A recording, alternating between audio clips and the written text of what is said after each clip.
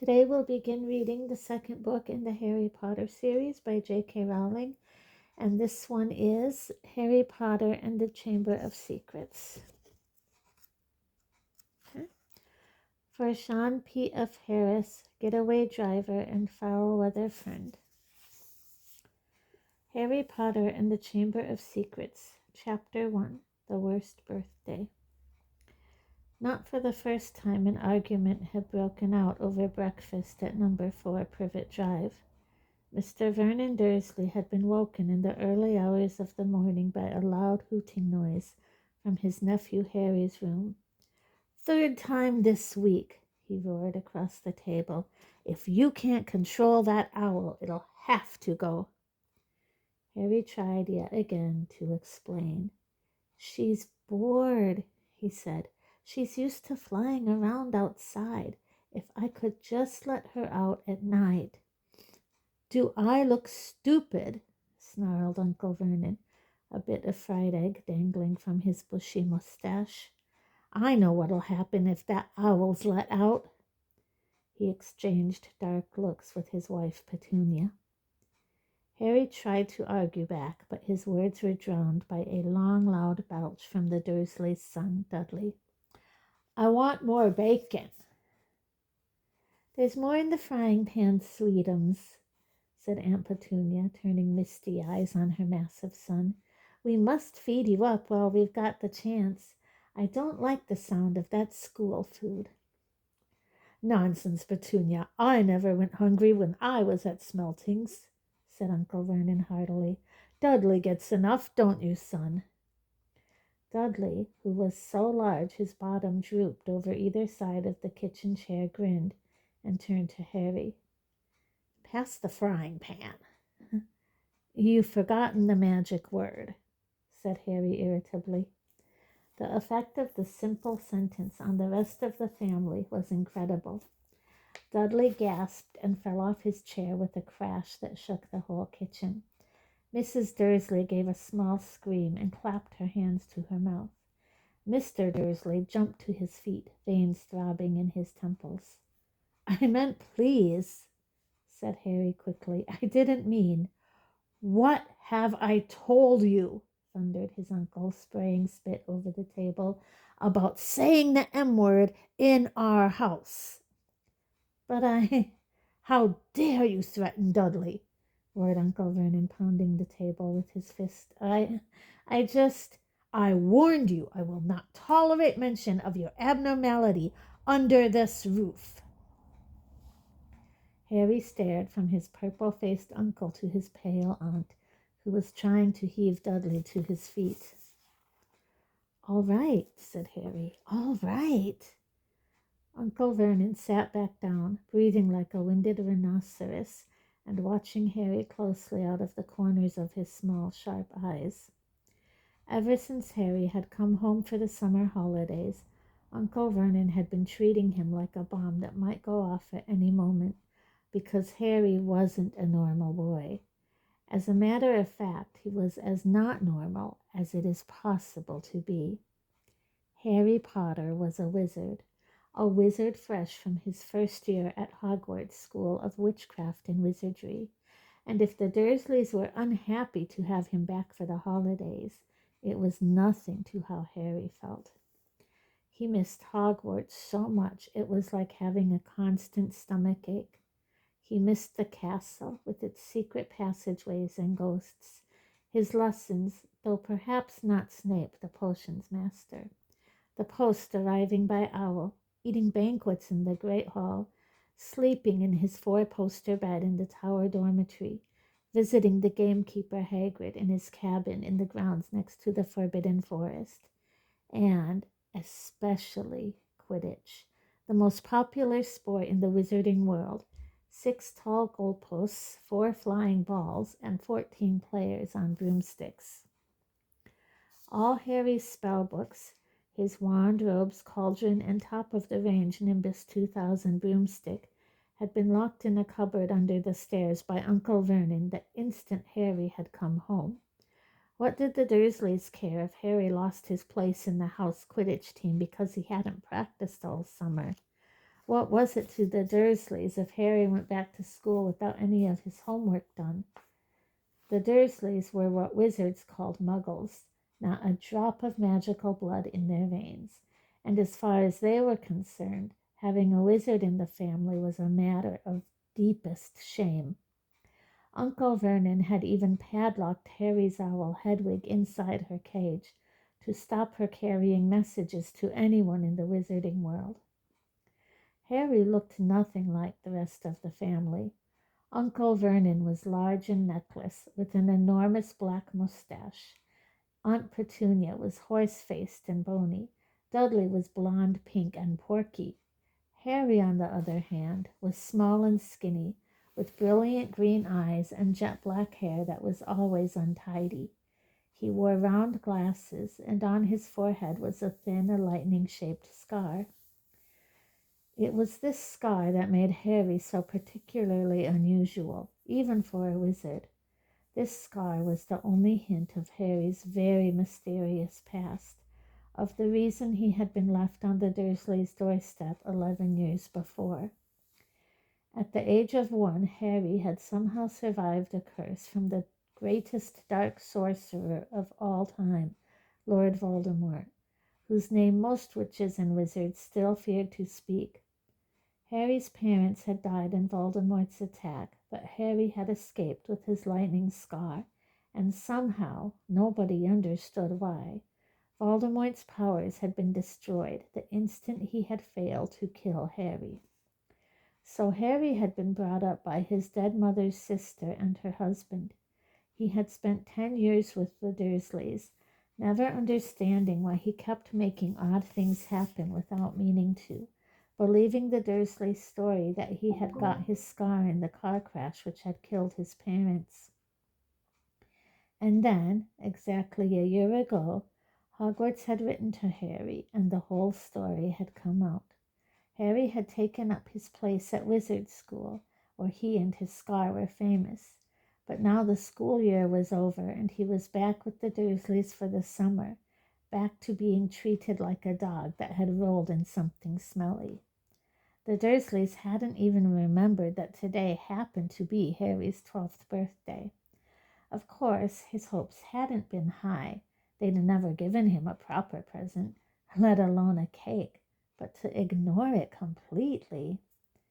At that moment, Uncle Vernon cleared his throat importantly and said, "Now, as we all know, today is a very important day." Harry looked up, hardly daring to believe it. "This could well be the day I make the biggest deal of my career," said Uncle Vernon. Harry went back to his toast.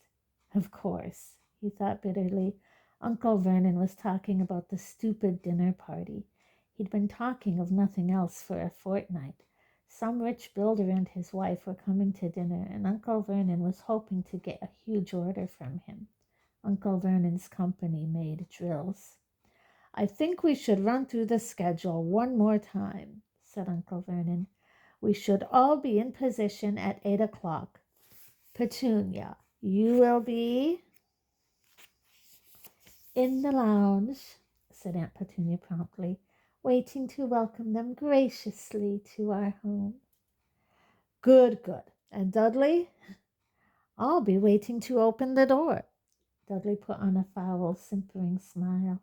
"May I take your coats, Mr. and Mrs. Mason?" "They'll love him," cried Aunt Petunia rapturously. "Excellent, Dudley," said Uncle Vernon. Then he rounded on Harry. "And you?" "I'll be in my bedroom, making no noise and pretending I'm not there," said Harry tonelessly. "Exactly," said Uncle Vernon nastily. "I will lead them into the lounge, introduce you, Petunia, and pour them drinks. At 8:15, I'll announce dinner," said Aunt Petunia. "And Dudley, you'll say, 'May I take you through to the dining room, Mrs. Mason?'" said Dudley, offering his fat arm to an invisible woman. "My perfect little gentleman," sniffed Aunt Petunia. "And you?" said Uncle Vernon viciously to Harry. I'll be in my room, making no noise and pretending I'm not there, said Harry dully. Precisely. Now, we should aim to get in a few good compliments at dinner. Petunia, any ideas? Vernon tells me you're a wonderful golfer, Mr. Mason. Do tell me where you bought your dress, Mrs. Mason. Perfect. Dudley, how about we had to write an essay about our hero at school, Mr. Mason, and I wrote about you. That was too much for both Aunt Petunia and Harry. Aunt Petunia burst into tears and hugged her son, while Harry ducked under the table so they wouldn't see him laughing. And you, boy? Harry fought to keep his face straight as he emerged. I'll be in my room, making no noise and pretending I'm not there, he said. Too right you will, said Uncle Vernon forcefully. The Masons don't know anything about you, and it's going to stay that way. When dinner's over, you take Mrs. Mason back to the lounge for coffee, Petunia, and I'll bring the subject round to drills. With any luck, I'll have the deal signed and sealed before the news at 10. We'll be shopping for a holiday home in Majorca this time tomorrow. Harry couldn't feel too excited about this. He didn't think the Dursleys would like him any better in Majorca than they did in Privet Drive. Right, I'm off into town to pick up the dinner jackets for Dudley and me. And you, he snarled at Harry, you stay out of your aunt's way while she's cleaning. Harry left through the back door. It was a brilliant sunny day. He crossed the lawn, slumped down on the garden bench, and sang under his breath, Happy birthday to me, happy birthday to me. No cards, no presents, and he would be spending the evening pretending not to exist. He gazed miserably into the hedge. He had never felt so lonely. More than anything else at Hogwarts, more even than playing Quidditch, Harry missed his best friends, Ron Weasley and Hermione Granger. They, however, didn't seem to be missing him at all. Neither of them had written to him all summer, even though Ron had said he was going to ask Harry to come and stay. Countless times Harry had been on the point of unlocking Hedwig's cage by magic and sending her to Ron and Hermione with a letter, but it wasn't worth the risk. Underage wizards weren't allowed to use magic outside school. Harry hadn't told the Dursleys this. He knew it was only their terror that he might turn them all into dung beetles that stopped them locking him in the cupboard under the stairs with his wand and broomstick. For the first couple of weeks back, Harry had enjoyed muttering nonsense words under his breath and watching Dudley tearing out of the room as fast as his fat legs would carry him. But the long silence from Ron and Hermione had made Harry feel so cut off from the magical world that even taunting Dudley had lost its appeal. And now Ron and Hermione had forgotten his birthday.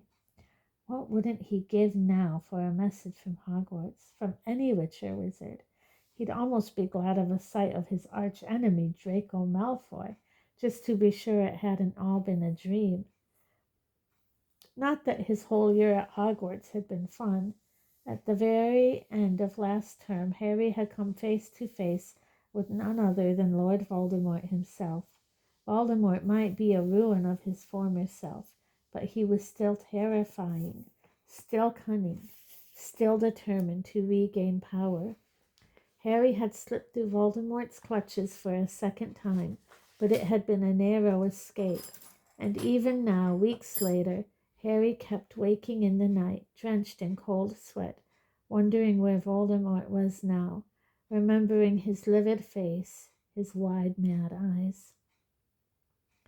Harry suddenly sat bolt upright on the garden bench. He had been staring absent-mindedly into the hedge, and the hedge was staring back. Two enormous green eyes had appeared among the leaves. Harry jumped to his feet just as a jeering voice floated across the lawn. I know what day it is, sang Dudley, waddling towards him. The huge eyes blinked and vanished.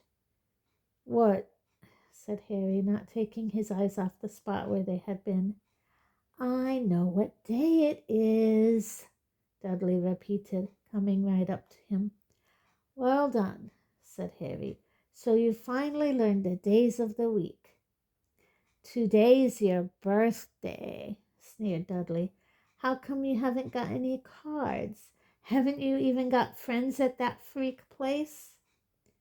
Better not let your mom hear you talking about my school, said Harry coolly. Dudley hitched up his trousers, which were slipping down his fat bottom. Why are you staring into the hedge? He said suspiciously. I'm trying to decide what would be the best spell to set it on fire, said Harry. Dudley stumbled backwards at once, a look of panic on his fat face. You can't. Dad told you you're not allowed to do magic. He said he'll chuck you out of the house, and you haven't got anywhere else to go. You haven't got any friends to take you. Jiggery pokery, said Harry in a fierce voice. Hocus pocus, squiggly wiggly.